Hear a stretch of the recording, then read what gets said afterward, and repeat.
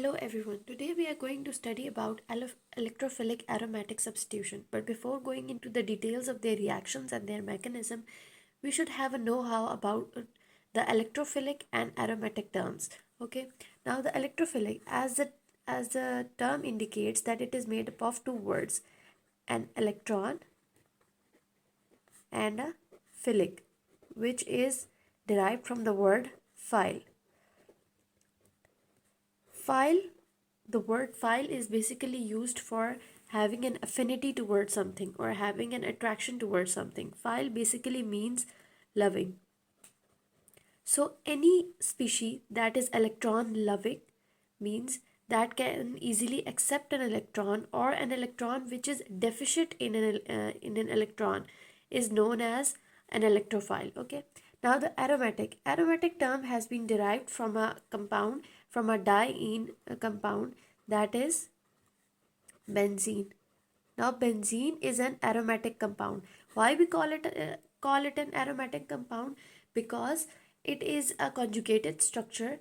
Made up of single and double bonds, alternate single and double bonds, like this. Okay, and it is a highly stable compound. Okay, no other alkene is as stable as benzene.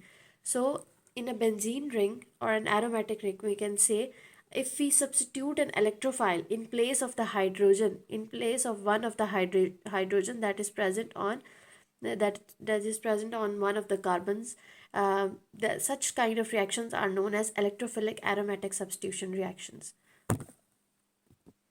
So now we can define an electrophilic aromatic substitution reaction as a reaction where a hydrogen atom, see, we have hydrogens attached to every carbon atom here in the benzene ring. Okay, so when one of the hydrogen atom of the benzene ring or an aromatic ring is replaced by an electrophile, we denote electrophile like this.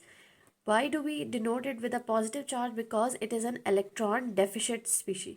Okay, so any reaction in which a benzene ring's hydrogen atom is replaced by an electrophile, such a reaction is known as electrophilic substitution reaction.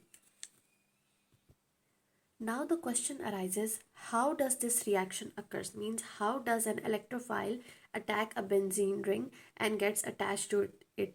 As we know, the two structures of benzene, these two structures are basically the same. One is representing that the electron cloud is following all over the benzene ring, means the conjugated single and double bond are alternating. All the electrons, the pi electrons, are moving over all of this structure. That's why it is an unusually highly stable compound. So how does an electrophile find find a place in this structure? We make this aromatic ring unstable by forming a carbocation intermediate. Then we can make the electrophile attack to it. So following are the four major steps, or you can say three major steps of an electrophilic substitution reactions. The last two steps are basically mostly counted as one. For simplification, I have written four steps, so you can say that it has four steps. But we'll go into the mechanism of these reactions, and you'll understand why I've written the four steps instead of the usual three steps. Okay, the first step is electrophilic formation. Electrophile is always present in a reagent. It is not present as a species. Okay, means we cannot find an electrophilic species, a positively charged species, on its own. We will always find it in the form of a reagent, or in attachment with any other nucleophile in the form of a stable reagent along with the nucleophile. Okay, it will be present something like this, and we will extract this electrophile, and then we will make it attack to the benzene ring, right? The second step is the carbocation formation. This step is the most important step of the electrophilic substitution reaction. The third step is the loss of proton from the benzene ring, where electrophile will attach, and the last step is the step where this proton will react with this nucleophile and form a stable species. Okay. For the general mechanism, I'm going with just the statements and not the examples in order for you to better understand all the steps. The very first step is the electrophile formation, in which I've already told you that electrophile will be present along with the nucleophile in the form of a stable reagent, right? We will add a catalyst to this reagent, and this catalyst will bind to the nucleophile, and the electrophile will be removed from this reagent. Now this positively charged species, this is an unstable species.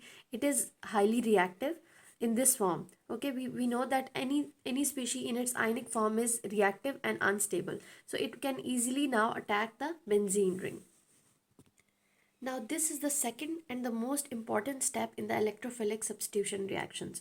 What will happen in this step? In the formation of carbocation formation step, due to the negatively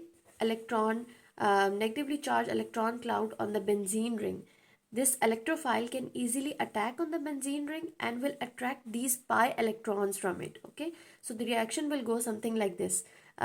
These electrons are attracted by this electrophile, and it will get attached to one of the carbons of this benzene ring, along with the this is the hydrogen that we usually don't represent, but it is present in every carbon, at every carbon. Okay, but this is the carbon where there will be a deficiency of the of a hydrogen atom, or right, a hydrogen atom or the electron, because of the removal of this double bond. These double bond electrons have been used by this electrophile to form a bond with the benzene ring.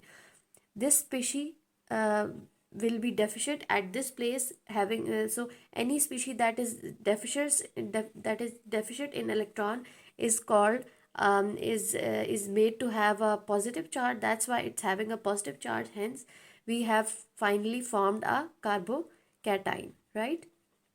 Now, this carbocation step formation, why is it so important? Because, as I've already told you, that benzene is very stable compound. In order to disrupt any stable compound and make it unstable, we can see here that it is an unstable compound because of having this deficiency here, having a positive charge here. This benzene ring has become unstable and reactive. Before the formation of carbocation, it was quite stable. Okay, so this is a very important step. It is a very slow step, and it is also a rate determining step. We will go into details of what rate determining steps are, but for now just keep in mind that it is a very important and crucial step in the electrophilic substitution reactions. Now, the third step is the loss of proton, or you can say hydrogen, loss of hydrogen. Okay, how will this loss of hydrogen occur? These electrons that are binding this hydrogen with the benzene ring will shift here, and this hydrogen will be removed in the form of positive H, means without any electrons. It will be removed in the form of a cation, and these double electrons will be restored, hence completing the deficiency over here of this carbon atom. Okay, now why does this loss of proton occurs, and why are we gaining again gaining the same structure as benzene? Because benzene, as I've already told you, that benzene is highly stable, and it has one unique property that it at any other alkene doesn't have this property. Only benzene has the special property that it strives to regain its aromaticity, means it strives to regain its conjugated double and single bond. All right, so that's why this loss of proton has occurred.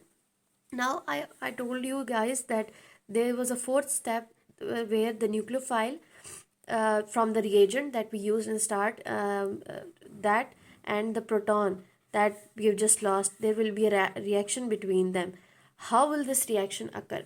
The nucleophile that was in the reagent will attack, that nucleophile will attack on this hydrogen or the proton, and it will leave while forming a bond with this nucleophile and leaving its electron here, which will lead to the formation of a double bond here, leading to the regaining of aromaticity of benzene ring.